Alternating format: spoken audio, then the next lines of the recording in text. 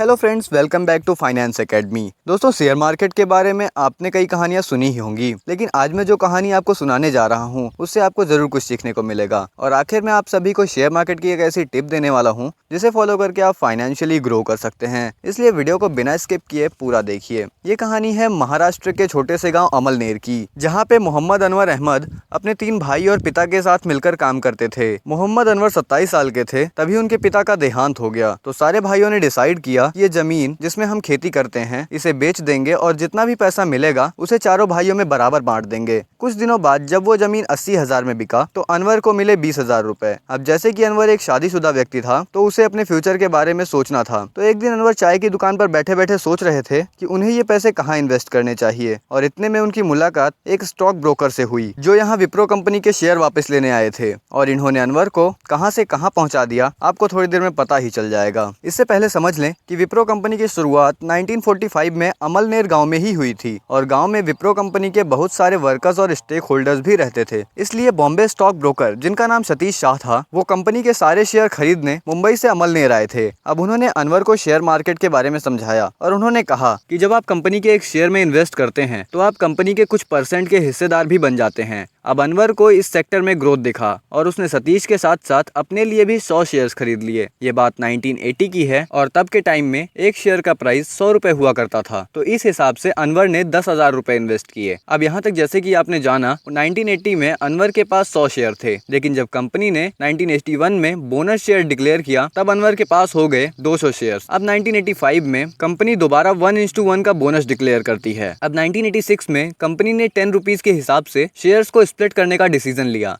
और इस हिसाब से अनवर के सारे शेयर्स मल्टीप्लाई होकर 4000 हो गए। अब यही सिलसिला जारी रहा और कंपनी के कई बार शेयर स्प्लिट और बोनस इशू करने के डिसीजन की वजह से शेयर क्वांटिटी बढ़ती गई और 2019 में अनवर के पास नंबर ऑफ शेयर 2,56,00,000 थे। और अगर हम उनका टोटल इन्वेस्टमेंट वैल्यू कैलकुलेट करें तो आज के प्राइस के हिसाब से 2,56,00,000 इंटू 510 तो ये बन के आता है 1,300 करोड़। अब डिविडेंड की तरफ ध्यान देते हैं। डिविडेंड वो पैसा होता है जो कंपनी अपने स्टेक होल्डर्स को देती है एज अ रिवॉर्ड। तो मोहम्मद अनवर आज तक 180 करोड़ का डिविडेंड गेन कर चुके हैं, यानी 1300 crore plus 180 crore equals to 1480 crore जितना पैसा अनवर शेयर मार्केट से कमा चुके हैं। दोस्तों, अब आपको भी शेयर मार्केट का पोटेंशियल समझ में आ रहा होगा। अगर आपको भी फाइनेंशियली ग्रो करना है तो आप अपनी अर्निंग को अनवर की तरह ही किसी अच्छी सी कंपनी में डालकर बेफिक्र हो जाइए और नो डाउट आपका पैसा भी मल्टीप्लाइड ग्रोथ अचीव करेगा। और यहाँ पर आपने नोटिस किया होगा कि अनवर ने पेशेंस के साथ रिजल्ट का वेट किया और इसीलिए बड़े बड़े इन्वेस्टर्स मानते हैं कि the more money is not in a buying और selling the stock but in waiting. तो इस स्टोरी में हमने स्टॉक मार्केट पोटेंशियल को समझा।